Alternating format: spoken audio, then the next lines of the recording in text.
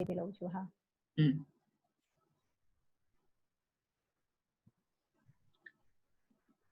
ओम शांति, नमस्ते सभी को एंड वेलकम टू द दीदी।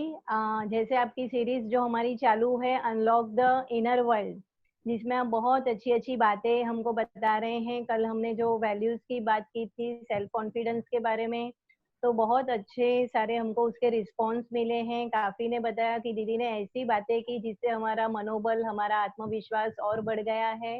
और खास एक बात आई है उसमें, जो दीदी उन्होंने कहा है कि मेडिटेशन जितना हो सके आप हमें कराओ, क्योंकि बाकी लोगों से हमें कुछ ना कुछ सुनने मिल जाता है, पर जो मेडिटेशन है वो कोई नहीं करवा पाता है। और आपका मेडिटेशन सबको पसंद आया है, तो हम ये भी जरूर से करेंगे। और जैसे आज हम एक वैल्यूज की बात करने जा रहे हैं, तो मुझे लग रहा है कि इस समय जो बहुत जरूरी है, एक फियरलेसनेस हमको होनी चाहिए। क्योंकि आज का जो मानव है ऐसे माहौल में बहुत डर में जी रहा है। ऐसे भी एक डर की जीवन तो थी ही, क्योंकि सब अनिश्चितता होती ही है जीवन की। लेकिन ये एक ऐसा पीरियड आया है जिसमें मानव आज एक पॉवर्टी के लिए, फिर अपनी हेल्थ के लिए, हर जगह पर उसको कहीं ना कहीं फियर उसके जीवन में उसको दिखाई दे रहा है। तो अपने आप को इस फियर से कैसे अनलॉक करे, कैसे वो अपनी स्पिरिचुअलिटी को इस समय बढ़ाए, तो उसका प्रकाश दीदी आप डालेंगे आज। सभी दर्शकों को मेरा भी नमस्कार। ओम शांति हर्षाबेन। ओम शांति दीदी। आपका भी बड़ा उमंग उत्साह देखकर हमें भी लगता है कि आपको भी अपने जैसे आसपास के लोगों को देखकर एक संकल्प रहता है कि सभी जिस सिचुएशन से गुजर रहे हैं उसमें से उनको बाहर लाया जाए। ये भी एक कल्याण की हमारी भावना है। और इसी सीरीज में हमें उसी अनुसार जो कमेंट्स मिल रहे हैं, तो आप ये विषय बहुत अच्छा चुनते हैं। निर्भयता, फियरलेस रहना, ये अच्छे स्वास्थ्य के लिए, जीवन की खुशी के लिए, उन्नति के लिए, प्रगति के लिए और अपने सुंदर भविष्य के लिए भी बहुत जरूरी है। क्योंकि संसार में जो जीवन है, इस जीवन में हर कोई व्यक्ति खुशहाल तो रहना चाहता ही है, परंतु अचानक की ऐसी परिस्थितियां भी आती है जब व्यक्ति परिस्थितियों के आगे अपने को निर्बल, असहाय महसूस करता है। उसके हाथ में परिवर्तन की डोर नहीं रहती और तब उसे डर लगता है कि अब मेरी ये जो जीवन रूपी नाव है, जब मैं उसे कंट्रोल ही नहीं कर पा रहा हूं, तो न जाने वो कहाँ पहुंचेगी, कहाँ तक मुझे ले जाएगी। तो आज का दौर भी थोड़ा ऐसा ही है कि जब परिस्थितियां बदली भी है और कुछ हमारे हाथ में भी नहीं है। तो निर्भयता का गुण ये अगर हमारे जीवन में आ जाता है, तो हम वर्तमान में स्टेबल रह सकते हैं और भविष्य में कुछ न कुछ हमारी उन्नति की ओर आगे बढ़ सकते हैं। तो सभी अगर एक संकल्प रखें कि मुझे जीवन की हर परिस्थिति का मुकाबला करना है, और उस मुकाबले का संकल्प आते ही आपको उसके लिए जरूरी थॉट्स को भी और कुछ ऐसी मान्यताएं अपने अंदर दृढ़ करनी है जिससे कि आप निर्भयता की ओर आगे बढ़ेंगे। दीदी क्या होता है ना कि हम दूसरों को तो कई बार ऐसी बातें बता सकते हैं या कर सकते हैं, लेकिन कभी कभार क्या होता है जब खुद पे कुछ सिचुएशंस आती है, तो हमारा जो फियर है, हमारा जो डर है, वो बहुत ज्यादा बढ़ जाता है। जैसे आज ही हम देख रहे हैं कि जैसे हमने पहले भी ये बात की है कि लोगों के पास जब एक ऐसा समय आया है कि उसका कोई उनके पास इलाज नहीं है और आगे क्या करे वो भी उनको सूझ नहीं रहा है, तो ऐसे समय में तो संभव ही है कि हर एक को एक फियर होता ही है। और वो फियर के बाद हम देखते हैं कि वो फियर आगे चलकर एक टेंशन और एक डिप्रेशन का कारण बनता जा रहा है, और आज बहुत लोग इसमें फंस चुके हैं।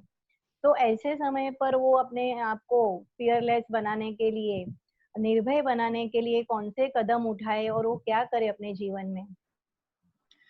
देखिए, भय को भूत भी कहा जाता है हाँ। कि एक भूत की तरह वो छा जाता है और मनुष्य उससे कांपने लगता है और उससे उसकी जो नेगेटिव इफेक्ट है वो उसके बॉडी पर भी आती है, उसके शब्दों में भी दिखाई देती है और वो जो भी कुछ करता है वहां पर भी वो घबराया हुआ गलतियां भी कर लेता है, कभी-कभी गलत हम्म। कदम भी उठा लेता है। इसलिए भय से तो जितना हो सके जल्दी बाहर आना ही चाहिए। भय के कारणों की अगर हम बात करें तो अधिकतर भय एक तो अज्ञानता से आता है, जिन चीजों के बारे में हमें पता नहीं होता है, तो वो चीजें जब डिस्क्लोज होगी तो क्या होगा ये हम पहले से ही सोचते हैं, लेकिन उस चीज को जानते नहीं है। अब जब बिना जाने सोचते हैं तो बहुत सारी चीजें मन में घबराने वाली आ जाती है। जैसे कि अगर हमने स्टडी नहीं किया है और अचानक हमें कहा जाए कि इस विषय पर आपको एग्जाम देनी है, तो अब हमें सिर्फ टाइटल ही पता है लेकिन उसका सिलेबस नहीं पता है। इसी तरह से आज व्यक्ति डिटेल नहीं जानता है, इस कारण से ज्यादा भय होता है। तो भय का पहला जो उत्तर है वो ज्ञान के शस्त्र से दिया जा सकता है। जिस चीज से भी आपको भय महसूस हो रहा है, मान लीजिए कि बीमारी का भय है, मान लीजिए कि अपनी इकोनॉमिक कंडीशन के बारे में कोई आपको डर है, मान लीजिए कि आपके परिवारजनों के स्वास्थ्य के बारे में आपको भय है, तो केवल भय तक न रुके, लेकिन जिस बात का भय है उसके बारे में खूब नॉलेज प्राप्त करें। जितना अधिक उसकी स्टडी करके नॉलेज प्राप्त कर लेंगे तो आपका भय हल्का होता जाएगा। ये तो पहली बात है। और दूसरी बात है कि अगर कोई चीज हमारे कंट्रोल में नहीं रही है तब भी उसको अपने दिल दिमाग पर हावी न होने दें। इतना अपने आप को हम समझाएं कि कुछ भी होगा तो उस समय हम देख लेंगे और उसका सामना हम करेंगे, लेकिन अभी हुआ कुछ नहीं है और हम जिसको कहते हैं ना कि मृत्यु से पहले ही मर जाते हैं या तो बार बार मरते हैं, वो ठीक नहीं है। तो यहाँ हमें खुद को कहना है कि अगर मृत्यु या यानी कोई भी परिस्थिति आएगी तब हम उसके सामने फेस करेंगे, लेकिन अभी से उसके सोच सोच कर हम बार बार वो भय का अनुभव या डर का अनुभव करके मरेंगे नहीं। एक तो ये चीज है। अब भय जो है वो स्वास्थ्य पे बहुत बुरा असर करता है, इसलिए इन दिनों में जो कई डॉक्टर्स से हमारी बातचीत होती है तो वो यही कहते हैं कि कुछ लोग तो वाकई बीमारी से ग्रसित हुए हैं, स्ट्रांगली इन्फेक्टेड हो गए हैं, लेकिन एक बहुत बड़ा वर्ग है जो चाहे वो पॉजिटिव है लेकिन उसकी वजह इन्फेक्शन नहीं है, लेकिन उसकी वजह उनका भय है।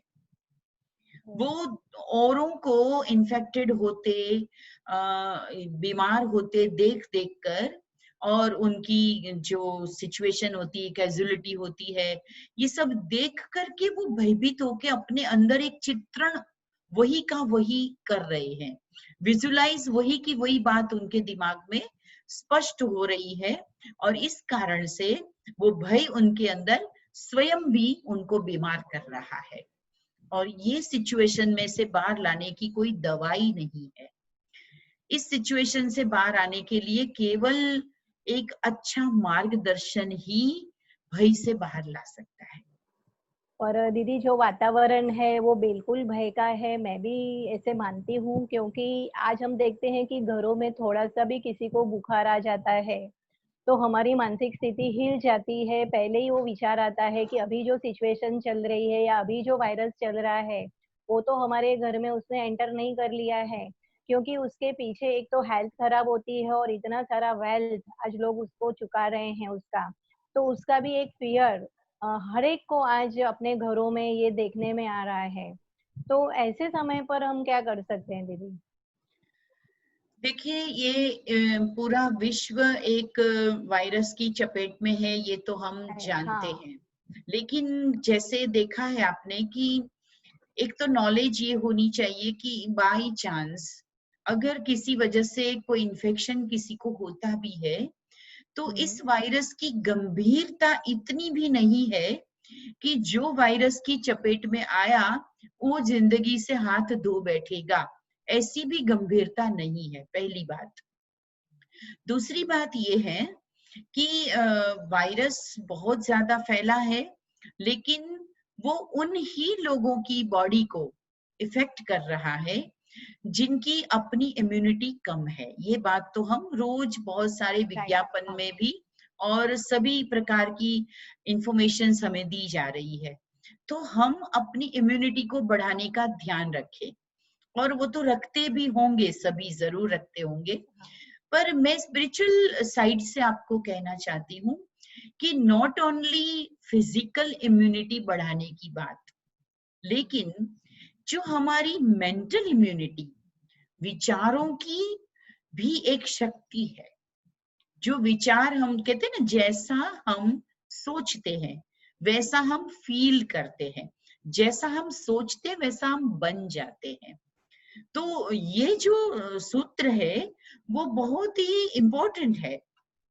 आपने देखा होगा कि कभी किसी ने कहा हो कि ये जो सड़क जा रही है इस पर थोड़ा सा आप ध्यान से चलिएगा, अथवा तो किसी ने कोई बात कह दी हो कि आज आप थोड़ा सा, आपका राशि फल ऐसा है, इसमें कुछ बात ऐसी लिखी हुई है, तो आप अपना हॉरोस्कोप के हिसाब से आज जो भी करोगे संभल के करना।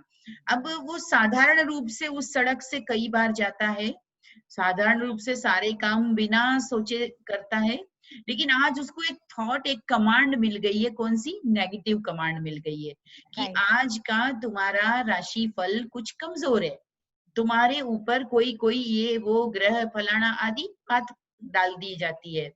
तो उस दिन वो हर कदम उठाते समय पहला उसको वो नेगेटिव थॉट आ जाता है, और उस थॉट के साथ में उसका कदम उठते ही कभी वो गिर जाता है, कभी वो गड्ढे में आ जाता है, कभी वो फिसल जाता है। तो देखिए, उस रास्ते पर तो वो अनुभवी है, डेली चल रहा है, परंतु ये नेगेटिव कमांड्स उसके थॉट प्रोसेस को प्रभावित करती है। थॉट के बाद वो एक्शन में आ जाता है। तो इसलिए मेंटल इम्यूनिटी क्या है कि मैं अगर कोई परिस्थितियां है तो परिस्थिति से बड़ी मेरी मन की शक्ति है। मन की शक्ति से ही परिस्थितियों का निर्माण होता है। परिस्थितियां कभी भी मेरे से बड़ी हो ही नहीं सकती है। हर परिस्थिति के लिए मानव के पास, यानी मेरे पास ऑलरेडी उससे सामना करने की शक्ति है। तो पहले तो मैं मन को इससे मुक्त कर पाऊं, तभी विशेष मेरे जीवन में परिवर्तन दिखाई देगा। और ये हॉरोस्कोप वाली बात तो लोगों को बहुत ज्यादा परेशान करती है कभी कभी। डेली दीदी, डेली लोग हैं जो इसके ऊपर ही पूरा अपना पूरा दिन जो है वो निर्धारित करते हैं, और ये बिल्कुल 80% लोग हैं जो ऐसा करते हैं। जी। और मैं कईयों को ये बात कहती हूँ कि आप ये करिए कि आप सुबह जो राशिफल पढ़ लेते हैं और उससे फिर दिन भर आपके ऊपर उसका इफेक्ट रहता है, परंतु आप पढ़ना ही चाहते हैं, आप उसके ज्ञान को परखना ही चाहते हैं, तो डेली रात को पढ़िए। और फिर मैच करना हो तो मैच करके भी देख लीजिए कि जैसा उन्होंने कहा था क्या वैसा आपके साथ कुछ हुआ। तो धीरे धीरे आप ऑटोमेटिक उस बात से परे हो जाएंगे, क्योंकि एक ही घड़ी, एक ही दिन में करोड़ों लोग दुनिया के जन्मे होते हैं, और उन सब में से 10% लोगों पर भी उस प्रकार का असर नहीं होता है। और कुछ कॉमन बातें हैं वो तो सभी के जीवन में होती ही रहती है। अब गर्मी के दिन है और मुझे कहा जाए कि आपको गर्मी लगेगी, तो गर्मी तो सबको लगेगी। है ना, ये बात तो सबको ही होती है। तो इस तरह की चीजों में एक तो हम ना जाएं। दूसरा कि दूसरों के साथ हम अपने आप को कनेक्ट कर देते हैं, तब वही होता है। जैसे ये तो ठीक है कि चारों तरफ बहुत लोग इससे ग्रसित हो रहे हैं और कुछ लोगों को हॉस्पिटलाइज करना पड़ रहा है, तो फिर वहां पर भी लोगों की स्थिति बहुत अच्छी नहीं होती, उनको हेल्प नहीं मिलती, अच्छी फैसिलिटीज उनको प्रोवाइड नहीं की जाती है, तो भी थोड़ा सा सुनते लगता है। लेकिन मनुष्य की एक आदत हो गई है, वो जब भी किसी की स्टोरी को देखता सुनता है तो उस स्टोरी में वो खुद को फिट कर देता है। राइट। चाहे वो टेलीविजन में कोई धारावाहिक देख रहा है, कोई फिल्म की स्टोरी देख रहा है, तो उस स्टोरी के किसी एक पात्र के साथ वो अपने आप को मैच करता जाता है और फिर धीरे धीरे उस पात्र के साथ जो जो कुछ भी होता है वो उसे खुद के लिए भी लगने लगता है। और इसलिए आपने देखा होगा कि बहुत बार ये बातें निकलती है कि जो आजकल की ये जो एंटरटेनमेंट जगत से स्टोरीज बनती है, एपिसोड्स बनते हैं, उसमें कुछ ऐसी चीजें डाली जाती है जो होती तो काल्पनिक है, लेकिन धीरे धीरे वो देखने वाले उसको साकार कर लेते हैं जीवन में। तो पर दीदी ऐसा होता ही है। मैं अपना ही एग्जांपल अभी आपको बताऊं।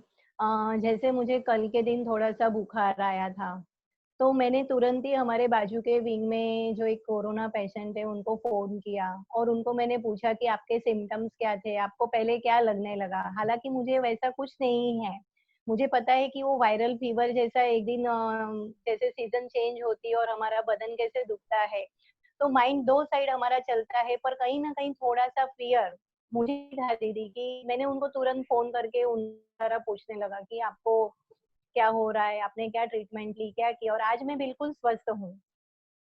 तो ऐसा तो होता ही है मेरे ख्याल से, जो अंदर में जो फियर है वो चलता है हर एक के। बिल्कुल। तो ये कहीं ना कहीं दूसरों के साथ हम अपने को आपने कनेक्ट कर बोला कि देते हैं, हाँ, हम वहाँ पे अपने को रख देते हैं। तो वहां पर थोड़ा सा ज्यादा असर होता है। तो एक चीज याद रखें, आप यूनिक है और संसार का हर व्यक्ति पृथक है, अलग अलग है, और किसी और की जीवन, किसी और की शारीरिक हेल्थ और उनकी सिचुएशन और वो आपकी सिचुएशन दोनों एक कभी नहीं हो सकती है। तो सावधान होके चलना अच्छी बात है, दूसरों से सीख लेना अच्छी बात है, लेकिन एक मेंटली उस प्रभाव में आ जाना, वहां हम थोड़ा सा गलती करते हैं। तो अपने आप को अलग समझना है, हम सबसे अलग है, हमारा पाथ अलग है। और तीसरी चीज ये भी है कि मनुष्य कभी कभी अपने को अकेला समझता है, तब वो डरता है। तो अगर हमें वाकई कभी ऐसा अकेलापन से डर लगता है, तो हम किसी न किसी बात में अपने को बिजी रखें। अकेलापन कैसे, कि घर में अकेले होने से अकेलापन नहीं लगता है, लेकिन जब हम फ्री रहते हैं तब हमें अकेलापन लगता है। तो ये कहा जाता है कि व्यक्ति को फ्री नहीं रहना चाहिए, चाहे वो किसी से बात करे, चाहे वो कुछ पढ़े, चाहे किसी काम में अपने को बिजी कर दे, कुछ वर्कआउट कर ले और मेडिटेशन कर ले या कुछ सीखने में लग जाए, है ना। लेकिन वो कम से कम आपके घर में पुराने एल्बम पड़े होंगे, आप एल्बम देखिए, आप उसको रीसेट कीजिए, आप अपनी अलमीराज को, अपने कपबोर्ड्स को रीसेट कर लीजिए। पर अपने को थोड़ा सा व्यस्त रखना, ये भी एक बहुत जरूरी है। देखा गया है जो खाली रहते हैं वो ज्यादा भयभीत अनुभव करते हैं। वैसे भी कहा भी जाता है कि empty mind is devils workshop. तो हम एम्प्टी माइंड न रखें, ये भी मेरी एक सलाह है। और सबसे बड़ी बात है जो मैं बात कर रही थी कि मेंटल इम्यूनिटी, उसके साथ साथ एक इमोशनल इम्यूनिटी है। यानी कि हम भावनात्मक रूप से कुछ लोगों की नेचर ही होती है कि वो भावनात्मक रूप से थोड़े कमजोर हो जाते हैं जल्दी से। जैसे जल्दी से रोना आ जाना, जल्दी से गुस्सा आ जाना, जल्दी से इरिटेट हो जाना, जल्दी से किसी भी बात में टेंस हो जाना। तो ये जो हमारे स्वभाव में कुछ चीजें हैं, ये दूर करने का एक ये लॉन्ग प्रोसेस है। लेकिन ये दूर करने का हम लक्ष्य रखें। देखिए, हम जब छोटे बच्चे थे तो हमारा स्वभाव कैसा था? हम बहुत लाइट रहते थे, हम बहुत मुस्कुराते रहते थे, हर्षित रहते थे। जबकि तब हमारे पास कोई क्वालिफिकेशन नहीं थी, तब हमारे पास कोई डेजिग्नेशन नहीं थी, बैंक बैलेंस नहीं था, हम दुनिया को जानते नहीं थे, पहचानते नहीं थे। लेकिन जैसे जैसे हमारे पास ये सब चीजें बढ़ गई, तो इसकी खुशी बढ़नी चाहिए और इसकी ताकत हमें अनुभव करनी चाहिए। लेकिन बजाय उसके देखा जाता है लोग चिंताओं में गिरते जा रहे हैं। तो हमें उस बचपन की तरह अपने आप को लाइट रखने की आदत डालनी है। जो भी कुछ है वो संसार की ऊपर नीचे की घटनाएं हैं, और अपनी वास्तविकता की अगर हम देखें तो हम इस संसार के नाटक में एक पात्रधारी है, और ये संसार के नाटक के अंदर सभी दृश्य बदल रहे हैं और मैं अपना पार्ट अच्छी से बजा रहा हूँ। अगर ये भी स्मृति रहती है तो हम जल्दी से घटनाओं से प्रभावित नहीं होंगे, और तो हम इमोशनली भी जल्दी उसमें अटैच नहीं होंगे। ये कुछ बातें ध्यान रखें। और दीदी कई बार ऐसा होता है कि जो चेंज हो रहा है वही लोगों को एक्सेप्ट करने में भी उसका भी एक फियर है, उसका भी एक डर है। तो वो अपने आप को कैसे निर्भर रखे कि कैसे वो चेंज को तुरंत अपने जीवन में एक्सेप्ट कर ले। सही बात है कि हम किसी एक सिचुएशन में कंफर्टेबली जब सेट हो गए हैं तो हम चाहते हैं कि ये परिस्थिति ऐसी ही चलती रहे। लेकिन वैसे देखा जाए तो संसार की कोई भी चीज परमानेंट नहीं है। प्रतिदिन शरीर के अंदर कितने ही कोष पैदा होते हैं, कितने ही कोष समाप्त होते हैं। मुझे याद आता है कि माउंट आबू में एक मेडिकल विंग की हमारी कॉन्फ्रेंस थी, उसमें डॉक्टर दीपक चोपड़ा यूएस से आए थे, जो वहाँ के मोटिवेशनल स्पीकर के रूप में बहुत प्रख्यात थे। और उन्होंने एक बहुत सुंदर बात कही थी कि हमारा जो ये बॉडी है, इसमें जो हम प्रतिदिन ऑक्सीजन लेते हैं, कार्बन डाइऑक्साइड छोड़ते हैं, तो इस हिसाब से कुछ नई कोशिकाएं बनती है, कुछ कोशिकाएं समाप्त होती है। ऐसे करते करते लगभग 6 से 8 मास में हमारा शरीर टोटली चेंज हो जाता है। इतना मतलब सारे नए कोष बन जाते हैं लगभग 6 से 8 महीने के अंदर। यानी अगर कोई बात मेरे अंदर बचपन से भी थी तो हम ये मान के ना चले कि मैं तो पहले से ही थोड़ी सी डरती हूँ, मैं तो पहले से ही थोड़ा सा इमोशनल हूँ, मुझे तो पहले से ही इन बातों का तो भय लगता ही है। जैसे ना किसी को हेरिडिटरी या जन्मजात भी होता है, पानी से डर, आग से डर, ऊंचाइयों या से बीमारी से डर। डर, दवाई से भी डर लगता है, हॉस्पिटल से भी डर लगता है, इंजेक्शन से भी डर लगता है। ऐसी अनेक चीजें होती है, परंतु हम ये मान के ना चले कि यही मेरी नेचर है।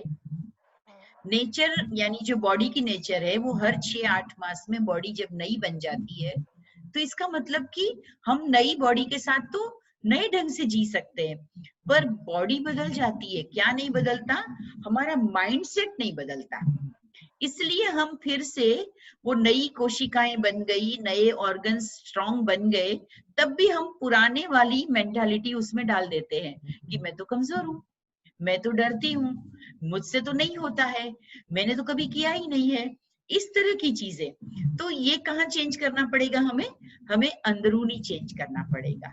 तो इसलिए कोई भी परिस्थिति तो बदलेगी ही, शरीर भी वृद्ध होगा और सब चीज बदलती जाएगी, प्रतिपल चेंज आएगा ही जीवन में।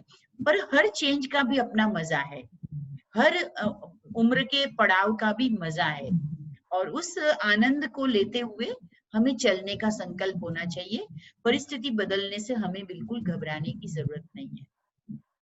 हाँ दीदी, मैंने भी आज एक बहुत अच्छा वीडियो देखा जिसमें एक ऑटो वाला है, तो उसने सारा ऑटो को अपने चेंज कर दिया है। उसमें उसने छोटी सी वॉश बेसिन लगा ली है जहाँ पर उसने सैनिटाइजर रखा है, हैंड वॉश रखा है, और वो जो वॉश बेसिन का पानी है उसके लिए उसने वहाँ पे 2-3 प्लांट्स रखे हैं जिसमें वो पानी जा रहा है। तो उसने वो ओके, चेंज को एक्सेप्ट करके अपना जो धंधा है वो शुरू भी कर दिया है। तो ओके। शायद ऐसे आप कुछ मोटिवेट करते रहे तो लोगों को और उससे मोटिवेशन मिलेगा।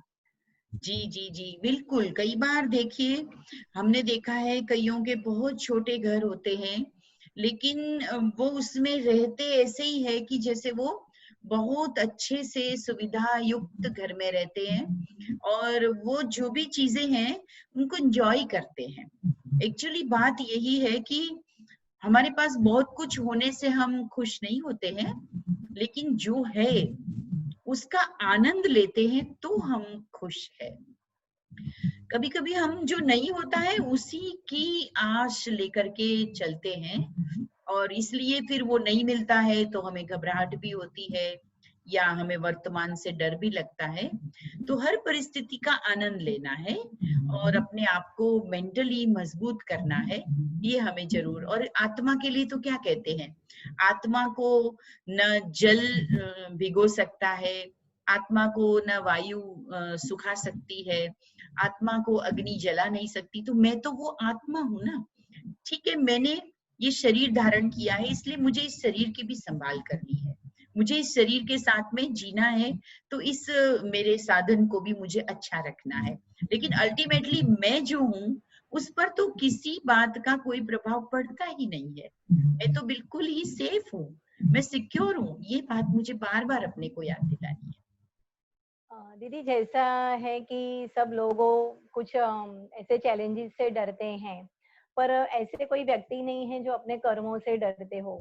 तो आज हम देखते हैं कि बहुत डिसऑनेस्टी भी चल रही है, जिसके कारण जो हॉनेस्ट लोग हैं वो भी अपने जीवन से डर रहे हैं कहीं ना कहीं पर। तो एक ऐसी दुनिया की लोगों को चाहना है जिसमें हॉनेस्टी हो, जहाँ पर लोग खुल के जिए, खुल के उस जीवन का मजा लें। क्योंकि ऐसे जीवन से जो हर जगह पर एक करप्शन दिखाई दे रहा है, तो वहां पर भी लोगों का जो फियर है, प्रेशर है, जो डिप्रेशन है वो बढ़ता जा रहा है। तो उसके लिए आप क्या कहना चाहेंगे?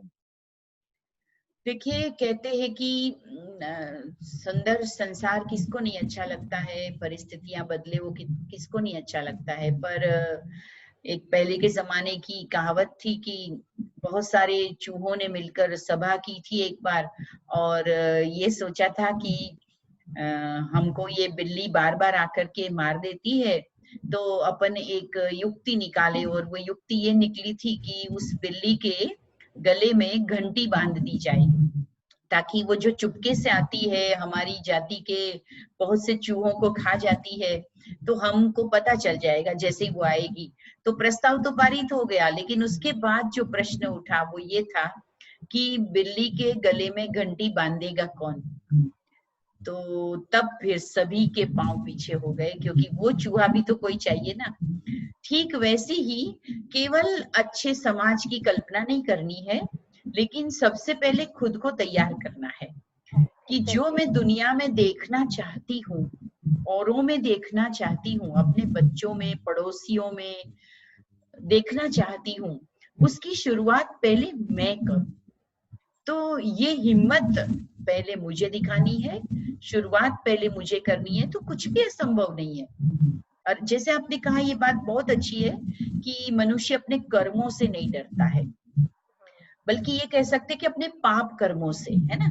गांधी जी ने भी ये बात कही थी कि पापी से नहीं डरो, पापी से नफरत भी नहीं करो, लेकिन पाप से डरो और पाप से नफरत करो। तो पाप यानी कि जो बुराई है वो चाहे किसी और में है तब भी बुराई है, मुझ में है तब भी वो बुराई है। तो उससे मुझे अपने आप को बचाना है कि मैं ऐसी कोई गलती न करूं जिसके कारण मुझे बाद में डरना पड़े। जैसे कि हम कभी कभी जोश में, जल्दीबाजी में झूठ बोल देते हैं, जिसको शॉर्टकट कहते हैं।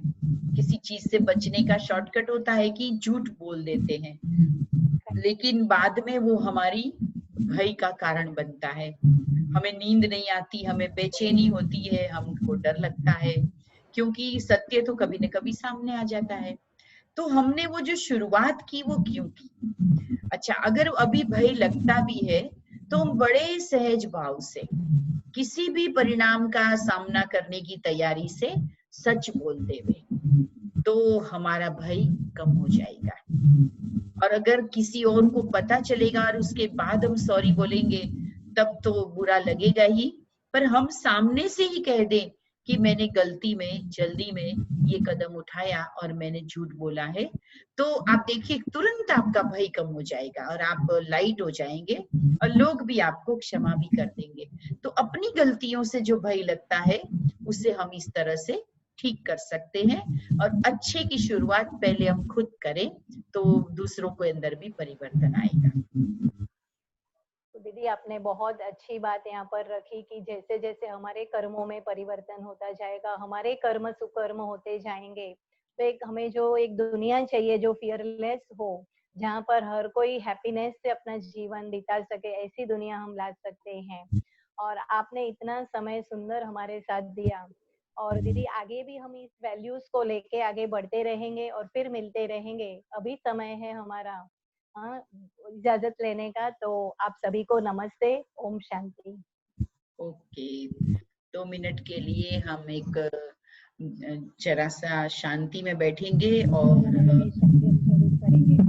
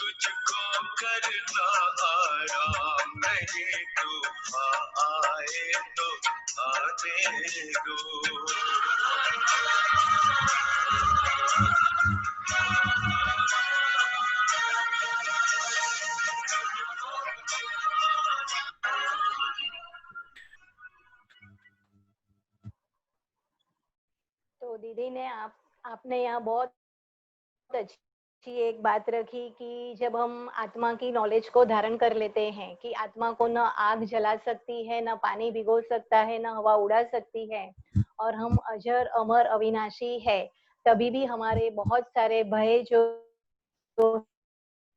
है वो हमारे कर हम फिर आगे मिलेंगे। आप सबका शुक्रिया, धन्यवाद। ओम शांति, धन्यवाद।